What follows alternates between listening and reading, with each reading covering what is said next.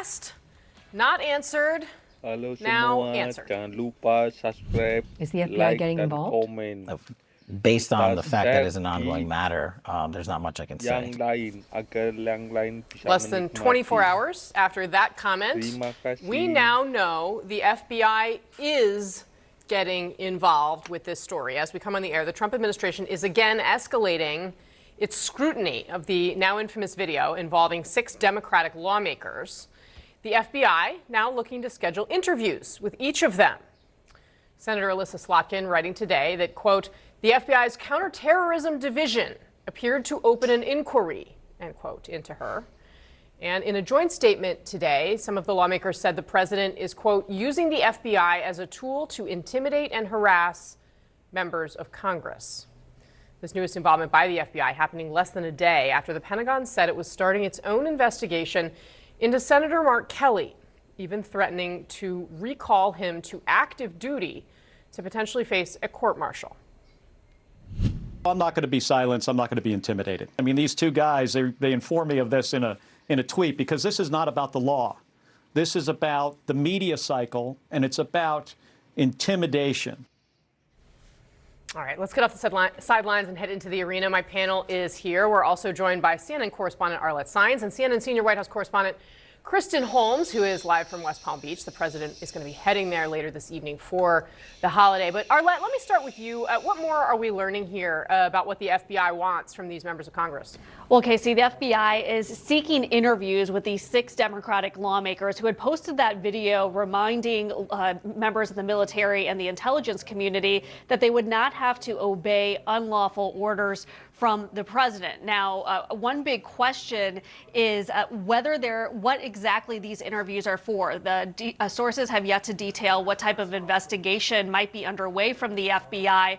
But as you mentioned, Senator Alyssa Slotkin said that she believed that it was the FBI's counterterrorism division which opened an inquiry into her and potentially other lawmakers as well. Now, there was a joint statement from the 4 Democratic House lawmakers who were part of that video, and they wrote, quote, President Trump is using the FBI as a tool to intimidate and harass members of Congress. They went on to add, no amount of intimidation or harassment will ever stop us from doing our jobs and honoring our Constitution. But this news that the FBI is seeking interviews with these 6 Democratic lawmakers is a significant escalation, just days after President Trump went to Truth Social and accused these lawmakers of engaging in seditious behavior punishable by death. Now, at the same time as the FBI is requesting these interviews, there is also the Pentagon, which has launched a separate investigation into allegations of misconduct, specifically into Senator Mark Kelly,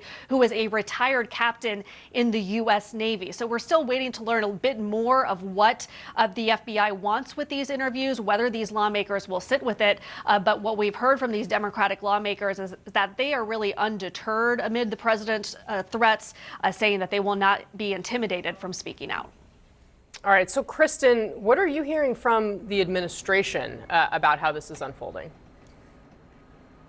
Yeah, I mean, Casey, same on the side of the administration. They're undeterred. This is something that they want. President Trump himself wants these investigations. We know that the White House supports this. They know about it, and that they want these kinds of investigations brought into anyone who they believe challenges President Trump. Now, in this case in particular, you heard Arlette talking there about some of the things that President Trump had said. Sedition can be punishable by death. Just to paint a clear picture here, this really angered President Trump to the point where he was posting and reposting 16 times in a row just on this video alone. And the pushback from the White House has remained the same. They say that these Democratic lawmakers can't answer questions about what illegal requests the administration or orders the administration was giving to the military, and therefore that equates to them telling these members of the military or the intelligence community to circumvent the chain of command. That is the argument from the White House.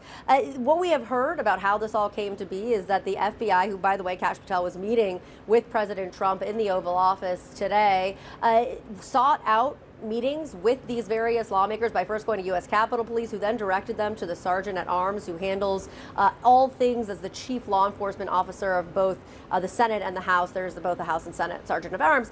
So the FBI sent these letters to the Senate Sergeant of Arms in order to try and get these meetings. Now, whether or not they've actually been in touch in any way beyond that, completely unclear at this moment. But it should be noted that the president is all in on this. He is backing this fully, and he wants to see these investigations, which is likely why you're seeing them brought.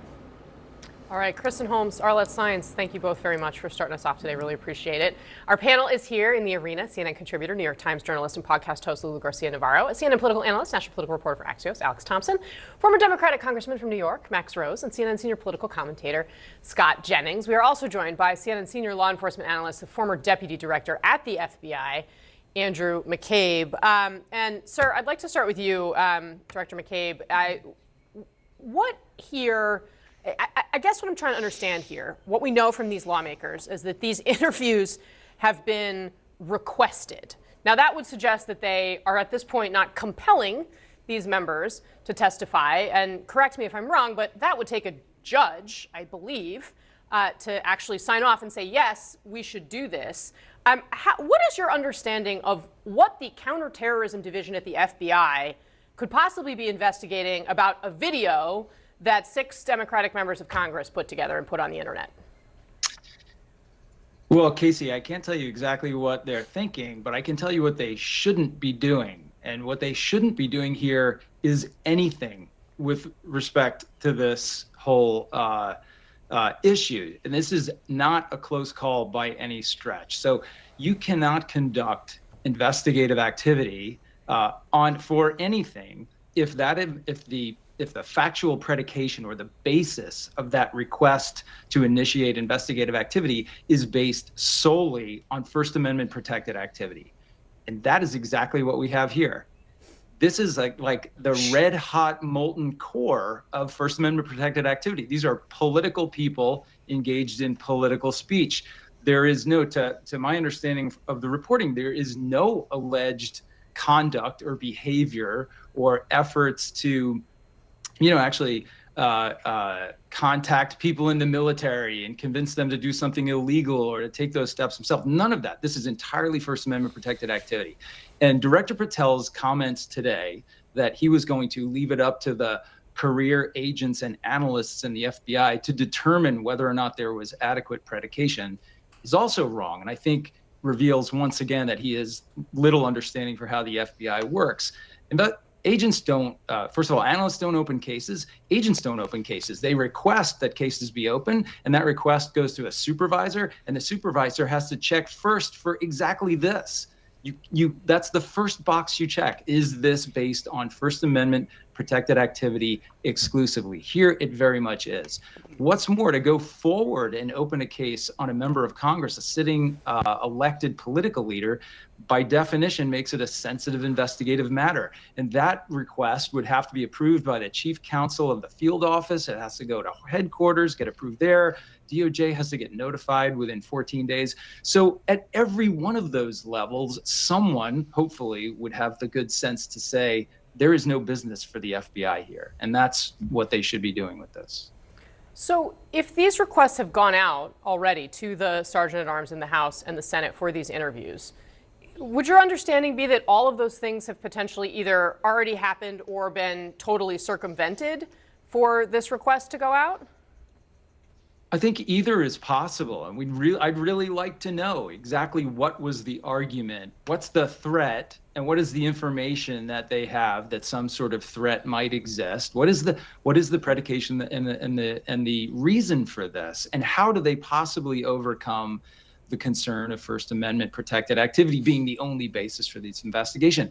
It raises, I think, really disturbing questions about how much the Bureau, in some ways, has been cowed by this administration and their heavy-handed, vengeful kind of activity, even within the organization, right? People who stand up and do things that the president doesn't like get fired. People who resist the current direction and strategies and the way the organization is being utilized, or maybe have participated in investigations in the past that are now disfavored for one political reason or another, get fired.